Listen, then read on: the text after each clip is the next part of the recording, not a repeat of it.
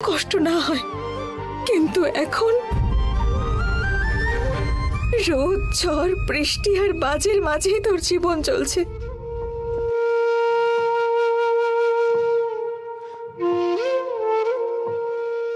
তোর কথা ভেবে আমার সারা রাত ঘুমই আসতে চায় না।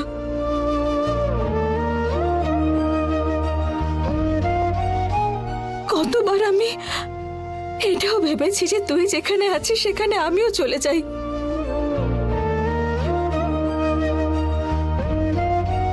কিন্তু বিধির বিধান তো আমার হাতে নেই সোনা।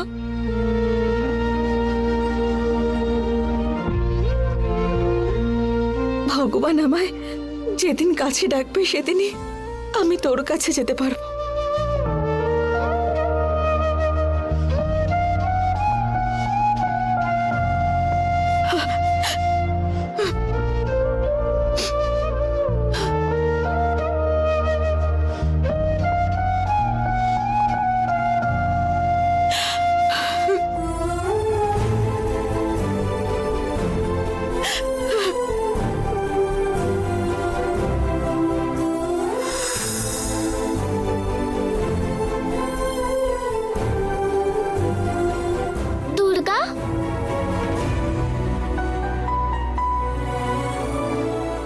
কি ভাবছিস তুই এত?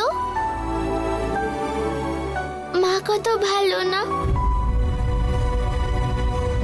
তোর মতো ভালো মিষ্টি মেয়ে নেই বলে সব মায়েরই তো খুব কষ্ট হবে রে। তাছাড়া তুই মারা যাওয়া অবধি আমি তো তোকে দেখিনি, আমিও তো তোকে ছেড়ে থাকতে পারি না। এরকম হলে তোর নিজের মা তোকে ছেড়ে কি করে থাকবে বল? কষ্ট তো হবেই। মা তুই দূরে আছিস বলে যে কষ্টটা পায় সেটা কাউকে বলে না মা, শুধুমাত্র নিজের মধ্যে চেপে রেখে কষ্ট পায়। কি বলি বল, আমিও মাকে খুব ভালোবাসি, সেই জন্যই কখনো আরেকবার জন্মানোর যদি সুযোগ পাই, আসলে আমি অন্য কারোর শরীরেই যেতে পারছি না। আমায় জন্মাতে হলে আমি মায়ের সন্তান হয়ে জন্মাবো,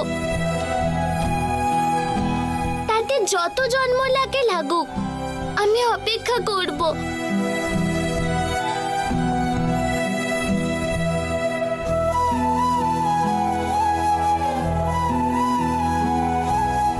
মা আসছে, আমি এবার চললাম দুর্গা। হ্যাঁ হ্যাঁ।